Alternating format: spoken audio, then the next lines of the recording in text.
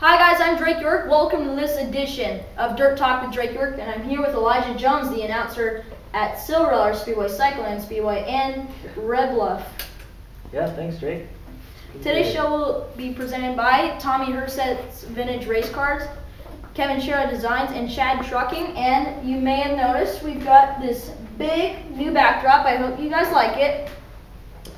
I'd like to give a shout out to our 400th person to like our Dirt Talk with Drake York Facebook page, Steve Curtis. Thank you for liking Dirt Talk with Drake York. And I'd also like to thank my Aunt Shannon, who donated a tripod so we don't have to use a generator and pennies to balance the camera.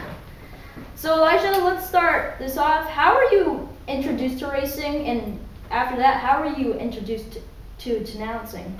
Well, I was introduced to racing when I was just a little kid. I don't even remember. I couldn't have been about a month old. I got to go to Silver Dollar with my family. And then when my mom met my dad, Rick, we started going each and every week. And that's actually when I met your parents, Jason and Julie as well. We went and we would cheer on them all the time, and then we'd go in the pits. And it was pretty cool because Jason was the only driver that when I would go into the pits, he would say hi to us individually by name. Like, he would remember our names, and it was the coolest thing when I was a little kid. And so growing up, I always liked Jason and always got to go to Silver Dollar. And then by doing that, over the years, I got interested in keeping statistics and stuff like that and posting them on Facebook. And once Troy saw that on Facebook, I was friends with Troy, and he saw that and he says, hey, why don't you come up in the booth one night and I'll give you some pointers. And I was like, all right, on, that'll be fun.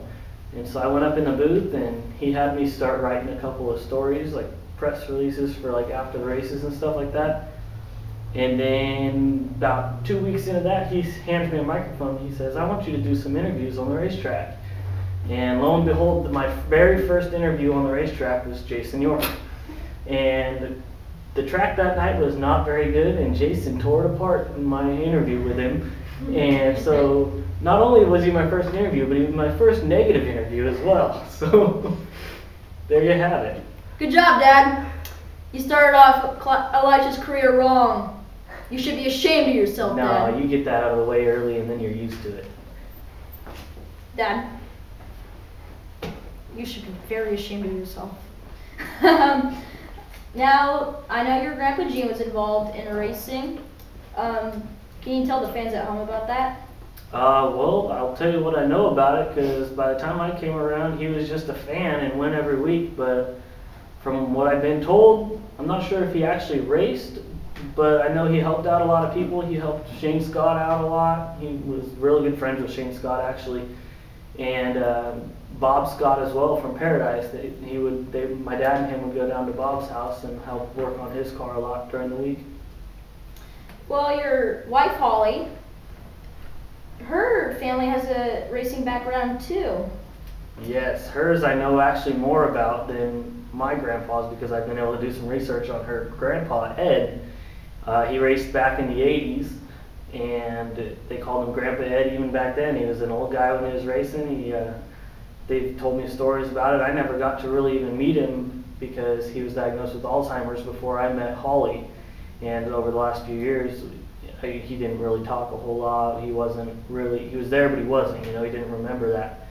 But yeah, if I've been able to, Dean Mills has posted some videos online of him racing, and I've been able to watch it. It's been pretty cool. I actually watched him win a heat race at Silver Dollar back in the 80s, just online just recently.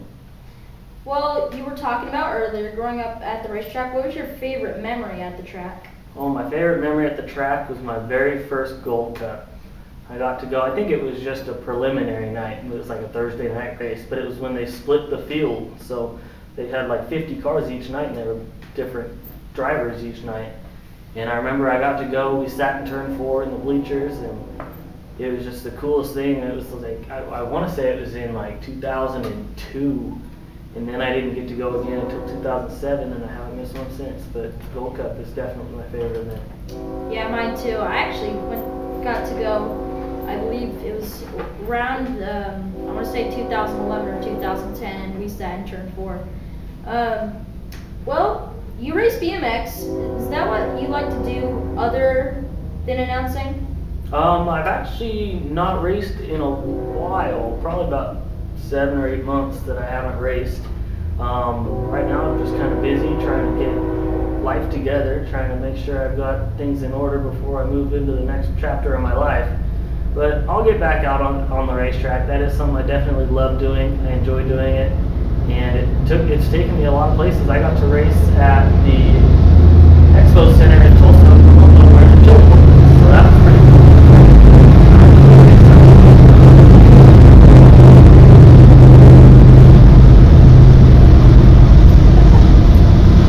How many wins have you got in the BMX ranks, and why do you like the bike so much? Oh man, wins probably somewhere around 40 or 50.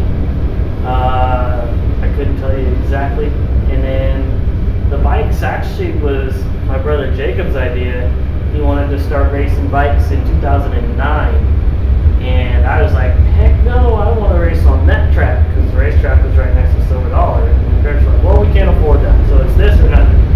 I said, I don't want to do it. Well, I went out there with the family that night, the first night Jacob raced, and he went out there and he raced and got a trophy, and I was like, well, what the heck?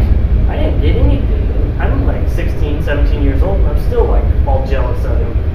And so the next time we went out there, I raced, and I beat him. And that was the best part about it. My favorite part about racing was when I got to race my brother and I got to beat him. Well, your brother Ricky, you guys seem to have a good relationship. Has it been a little rocky, or is it all thumbs up? The only time that our relationship was rocky was when we shared a room when he was a baby and he would cry in the middle of the night. That was it. Other than that, he's great to have around. He's fun to be around. And I love everything about Ricky Bobby. Everybody at the racetrack knows him now because he just walks from pit to pit in the pit area at Red Bluff or wherever he's at, and he makes friends. Last week in Red Bluff, I went to look for him after the races, and somebody I don't even know came up to me and says, "Is Ricky your brother?" And I said, "Yeah." And they're like, "Well, I just want to tell you how well-mannered he is and that we fed him." And I said, "Of course you fed him. He's always looking for food from somebody." So yeah, he's a great kid. I love having him around. Well, your wife has got to be a pretty big inspiration. How supportive is she, and how much does she help you as an announcer? Well, 99% of the time she's supportive. That other 1%, she like really wishes I was home. But she's great. She does above and beyond what I would expect her to do for me. If I ask her to go out of the way and help me out with something, she'll try to do it, even if it's outside of her comfort zone.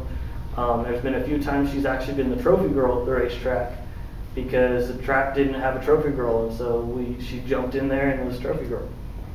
Who is your favorite driver growing up and now?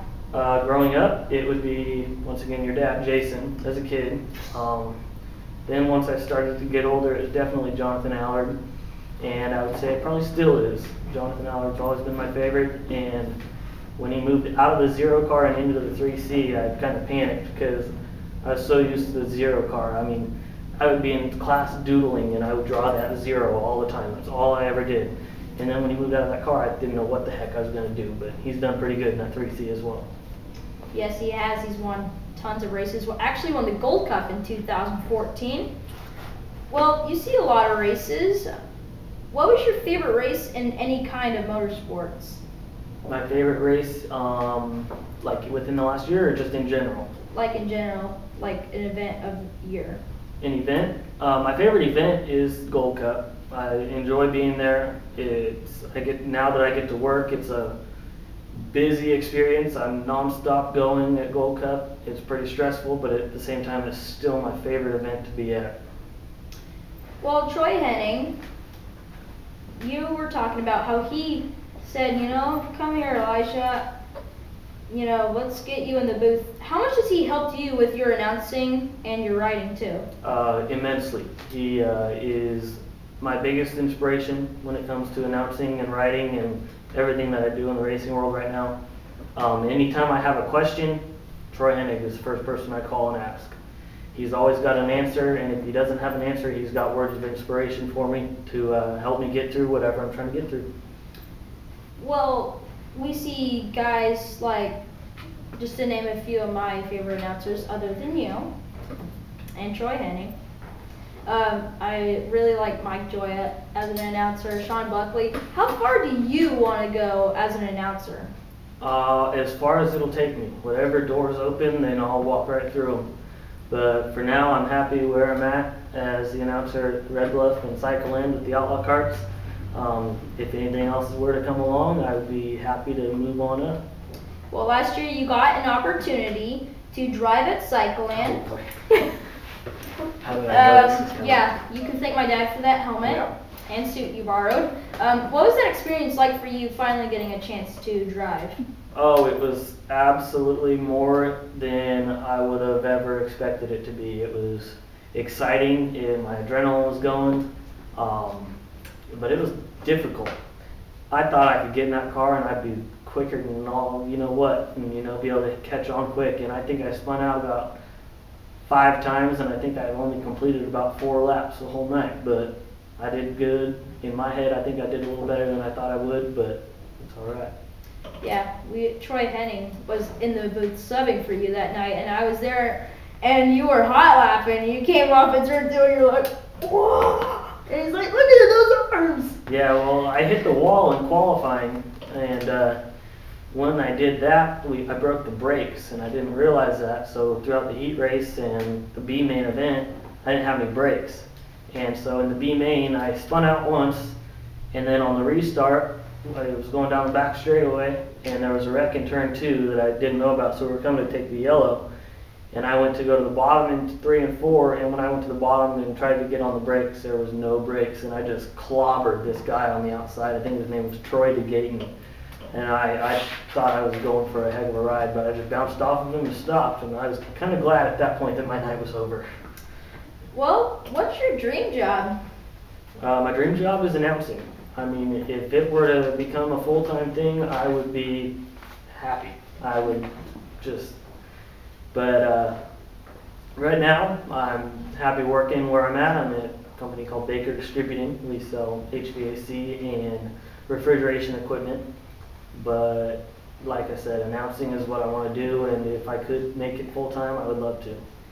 Well, Red Bluff Outlaws, what you're doing right now, is in the winter, and then you have Silver Dollar Speedway and Cycleland in the summer. What is that like for a year-round racing schedule? It gets pretty hectic. I start planning my schedule for the summer in January, and I start planning my winter in about June. So I try and get it all worked out to where it runs smoothly, because I got to know where I'm going to be and when I'm going to be there.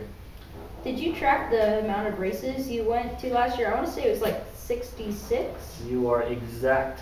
66 races I went to last year. And that counts a couple of races. I went to a NASCAR race, I went to a Supercross race. I've got all that kind of stuff in there as well. Is that a good amount of races for a year? Yeah, I'd say it's a pretty good amount. If I go any more than that, my wife might leave me. So I gotta try and limit that one. Did you announce all of them? Or, well, actually, I announced at about 50 of them. There was about 16 races I went to that I just got to go to and hang out as a fan. Well, looking at your post on Facebook, you like to collect vintage stuff. Why do you like to collect stuff like that? I just have always had an interest in that kind of stuff. I mean, I would take anything from anywhere. I've got side panels from sprint car wings. I've got broken parts of sprint cars I've found on the dirt. It may not even be a sprint car. It might be a hobby stock that I picked up this part off the dirt and took it home. But yeah, it's just something I've always liked to do. If somebody's got something they don't want, I'll take it gladly. Well, that's going to wrap up our show today. Thank you, Elijah. Thank you, Drake. I was glad to be here. Today's show has been presented by Kimball Midwest, Pappenhausen Automotive, Smith Racing, and Pedersen Motorsports.